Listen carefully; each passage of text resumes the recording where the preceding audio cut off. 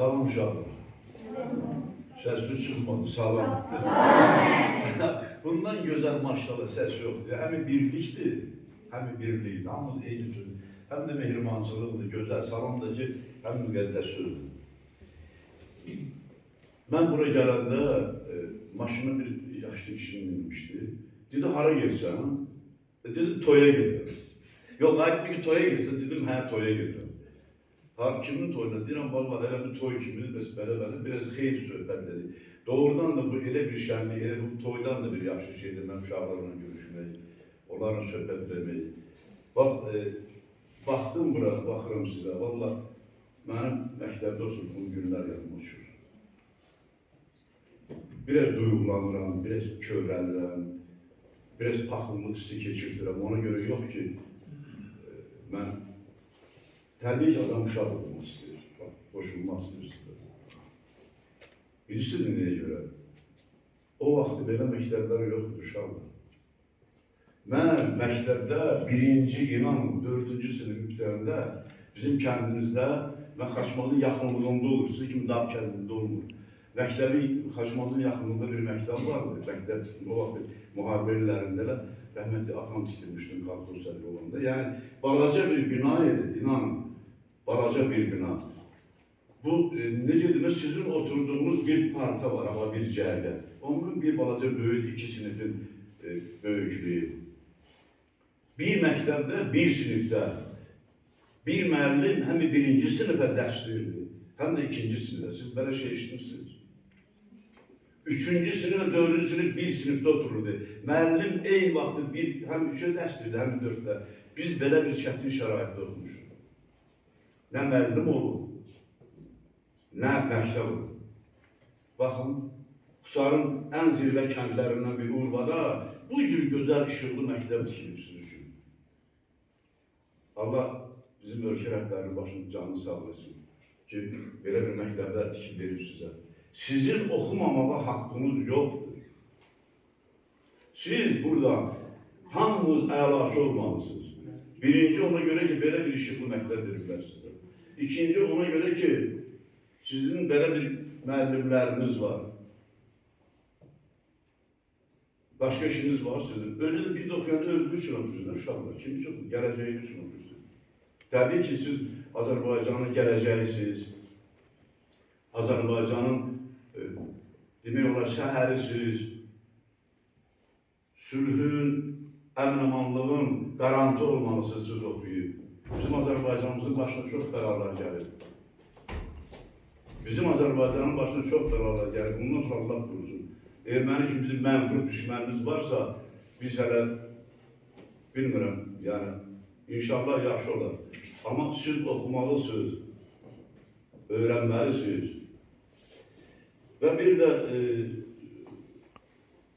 mən istəyirdim sizə 2 dənə şeir deyəm, vaxtınız alsın. Bayağı burada yoldaşlar dedi, bizim Mövlana şair Qarabağ haqqında. Ben gittim Qarabağ'da oldum, yani ömrümde olmamıştım ama oraya gidenlere bilirdim ki babam ben bir doğma ocağıma gitmişim. Okke'deki bu Qarabağ 31 yıl düşman torpağı altında olmuş. İndələr bir doğum ocağıma gitmişim. Şuşada, Xankəndidə, Əsgəranda, bütün rayonlarda oldu, Laçında, hər qarışında bizim şəhərlərimizin orada qanı vardı. Ola bilsin sizin gələcəyini, yəni bizim qızlarımızdan da əskər olur. Burada oğlanlar azdır, amma siz gələcəyin əskərləri olacaqsınız. Vətəni qoruyacaqsınız. Ola bilsin ki, zabit olacaqsınız, adi silahlı əskər olacaqsınız. Ona görə də mən sizə Azərbaycan əskəri haqqında yazdığım şehirdən bir neçə bəxtinizə təyyəm oldu. Gəldi məqam, çatdı zaman, əmrin verdi baş komandan. Gücünü versin yaradan, azad elə Qarabağlısan, Azərbaycan əskərisən. Ana dedim vətəninə, vətən sığınıb sinənə, aman vermə düşməninə, ana südü halal sənsən, Azərbaycan əskərisən.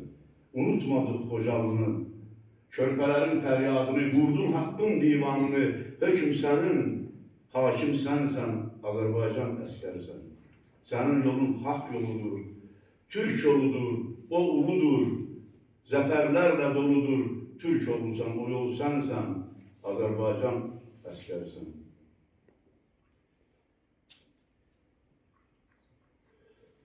Dağlarımız sağ daşısan, varlığımızın yaddaşısan, mübarizin qardaşısan, yurt da sənsən, ocaq da sən, Azərbaycan əskərisən. Sonun deyirəm. Murovdağda qala ocaq, Murovdağda qala ocaq, o əbədi yanacaq, sənə dastan yazılacaq, adın tarixdə qalacaq, Babadağ sən, Şahdağ sənsən, yeni tarix yazan sənsən, Azərbaycan əskərisən, Azərbaycan sən özünsən. Azərbaycan əskəri elə Azərbaycanın özü deməkdir. Və sonunda sizə bir məsləhətim var, çıxacaq, vaxtımız alsın. Amma onu bir şeirinlə deyəcəm. Son zəng, mən son zəngə bir şeir yazmışdım. Şairlik dünyası yaşadınız burada. Sevin məktəbinizin qədrini bilin. Siz yaşa dolduqca ömür yolunda hərdən bu məktəbə yığışın, gəlin. Bir də uşaqlaşın, dəcəllik edin, doluşun qoynuna xatirələrin, dərin ilkbaharın tər çiçəklərin, sancı yaxasını ötən illərin. Öpün kövrək kövrək. Basın bağrınıza müəllimləri, öpün kövrək kövrək. Ağ saçlarını onlar bilik verir. Sevib sizləri, eşidin bir daha dualarını. Son zəng dünyaya açıq qapıdır. Son zəng dünyaya açır qapıları. Son zəng ömrünüzün ülvi səsidir. Son zəng uşağının son atırları. Son zəng həyata bir vəsiqədir. Buradan vəsiqə gedəndə unutmayın müəllimləri. Gəlin, hərdən bir 10 ildən sonra 15 ildə yığışın, gəlin, uzaqlaşın və bir də uşaqlaşın. Sizə can sağlığı, gələcək həyat halinizə uğurlar arzulayıram. Çox sağ olun.